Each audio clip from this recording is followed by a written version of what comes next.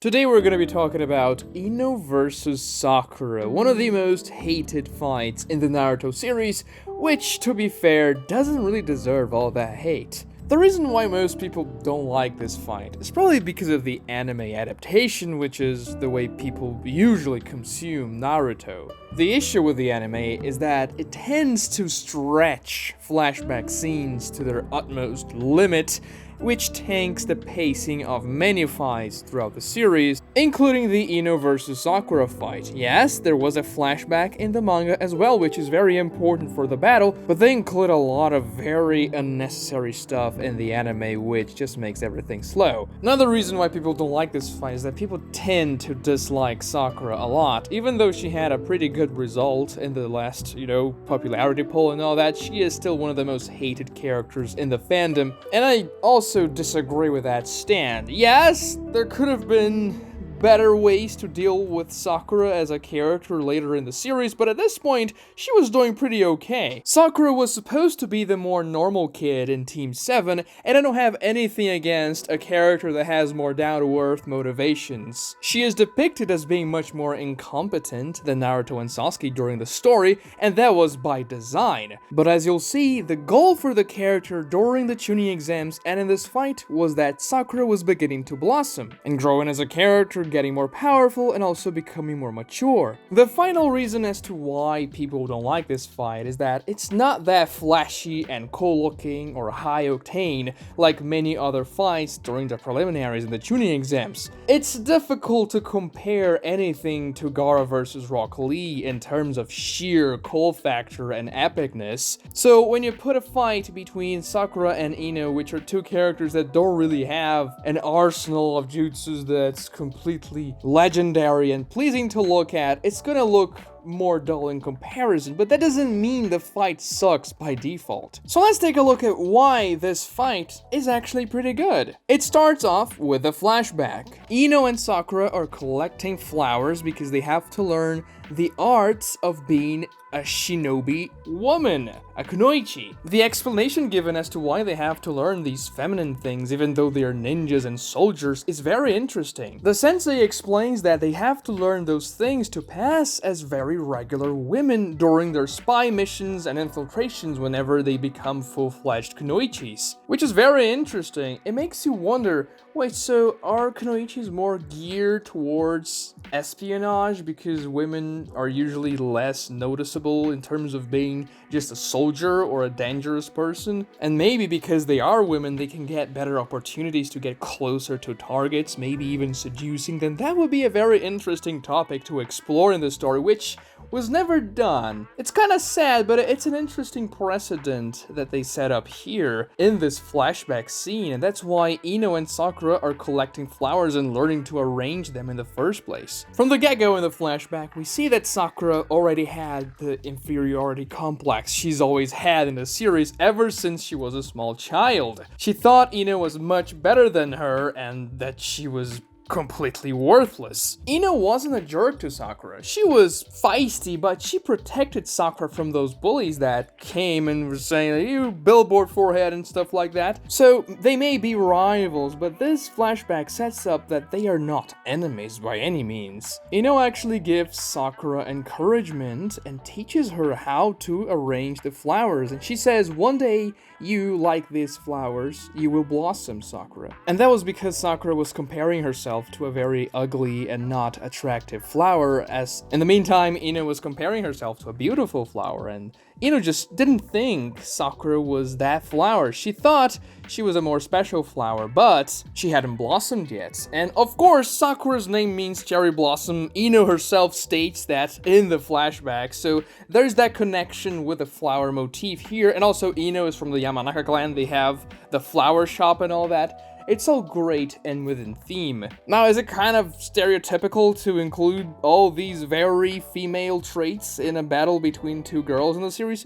Maybe, but there's nothing inherently wrong with that. They're two girls that have pretty down-to-earth motivations, which I don't have anything against. Of course, their feud began because they both liked Sasuke, but that can actually happen in real life. I'm pretty fine with that aspect of their rivalry. Ino even gives Sakura the ribbon so that Sakura can expose her forehead because Ino thinks she will look better if she does so. And then when they become ninjas, Sakura returns the ribbon saying, I am going to use my headband, not my ribbon anymore, so you can keep this. And Ino doesn't want it. And the beginning of the conversation, she says, it's a gift, you can keep it. But no, Sakura says, when the day comes and I become a full-fledged shinobi, I will fight against you with my headband on my forehead. And then the flashback cuts to their fight in the Chunin exams, and they both have their headbands on their foreheads, which is a very nice scene. Kishimoto is great at jumping from the flashback to the present with a very smooth and impactful transition, and this makes you pumped for the battle. Now you may say that Sakura and Ino's battle there was just because of Sasuke, and Sakura does provoke Ino before they begin the fight, saying, I'll never let you get close to Sasuke, but Kakashi himself acknowledges that Sakura is provoking Ino, first trying to destabilize her somehow so she can get an edge, but also Sakura wants Ino to fight at her fullest potential against her. She doesn't want Ino to hold back because Sakura's always felt an inferior in their relationship, and now she wants a real fight against Ino. So she's saying all that stuff so that Ino is not gonna hold back against her and that she can get an actual fight. Their battle there is not just about Sasuke. No, it's a battle between two kunoichis that want to affirm themselves as proper ninjas. And the context before this fight, what happened in the Forest of Death, is also very important because Sakura had just cut off her hair to get a small advantage in the fight against the Sound Ninjas. That didn't do much for her. She still got beaten up real good in the fight. But that was a growth moment for the character. Many people say, wow, that was a lot of growth. She cut off her hair. But you have to understand that Sakura was an ordinary girl, just shoved into this massive, weird shinobi world where people can breathe fire. She wasn't from a prestigious clan, she wasn't the heir of the 4th Hokage, she was just a girl. It was natural for her to have these more naive and whimsical priorities, such as taking good care of her hair above training as a ninja. But then, in that moment of crisis, she realizes she needs to get rid of that very naive notion that, oh, she has to be the pretty girl and please Sasuke beyond anything. And she cuts off her hair. She decides, no, I have to become a ninja here. That was actually a pretty powerful character moment. Yes, it's not as grandiose as Rock Lee standing up after Gaara blows away his body and he is still trying to fight even though he is unconscious, but it's pretty good. And after Sakura cut her hair, Ino decided to go and help her. She couldn't stand seeing her former friend being beaten up to a pulp by that sound guy. Zaki was pretty mean to Sakura, and Ino decides to intervene, which was a really interesting scene, which adds more context to the fight and the preliminaries, where these two characters are now facing each other. And now, after Ino saw what Sakura did in the Forest of Death, sacrificing her hair, and Sakura saw what Ino did for her in the Forest of Death by going and help her, they both acknowledge each other as ninjas, tying their headbands around their forehead, and the fight begins. And yeah, it's not the most exciting battle. Sakura uses the clone jutsu, and Ino's even saying, oh, you can't defeat me with this pathetic little jutsu, it's an academy level jutsu, but then Sakura uses her chakra control to provide her a speed boost and manages to deal the first blow. She punches Ino in the face, and that makes Ino wake up. Well, this is actually gonna be difficult. They then begin this taijutsu battle, and they fight for a while. Everyone that's watching this scene saying, wait, how long is this gonna last? Hayate says that they've been going at it for 10 minutes or so, and yeah, they were pretty much tied, implying that Sakura has reached the level of her rival. It's a really good thing for her. And after they are done with this very lengthy exchange, dealing simultaneous punches at each other, which is also a pretty cool thing to look at in the manga, mind games begin to form, and this is the actual really interesting part of the fight. Sakura begins to provoke Ino, saying that they're not the same because unlike Sakura, Ino couldn't let go of her hair and her girly whimsy to become a real shinobi. Ino then, in a fit of rage, cuts off her hair, making it seem she was just completely crazy. She was mad at Sakura for implying that, and she just tosses her hair on the ground. Everyone watching thinks Ino is just mad and she just fell for Sakura's trap. To make this even worse, Ino forms the hand seal for the mind transfer jutsu, which everyone watching the fight states, this jutsu is not fast enough. She needs Shikamaru to use the shadow possession so that the target is not going to move and actually hit the target. Otherwise, her mind is going to wander around and her body is going to be completely vulnerable. She's just going to lose the fight. Ino uses the jutsu, and then we don't know what happened.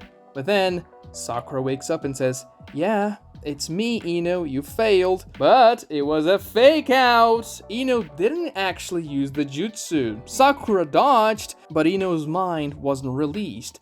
She actually kneeled down so that she could pump her chakra into her hair and lock Sakura down. So Ino was actually pretending to be mad and tossing the hair so that Sakura wouldn't even suspect she was laying a trap. When Sakura got trapped, Ino used the mind transfer jutsu and actually caught her with it.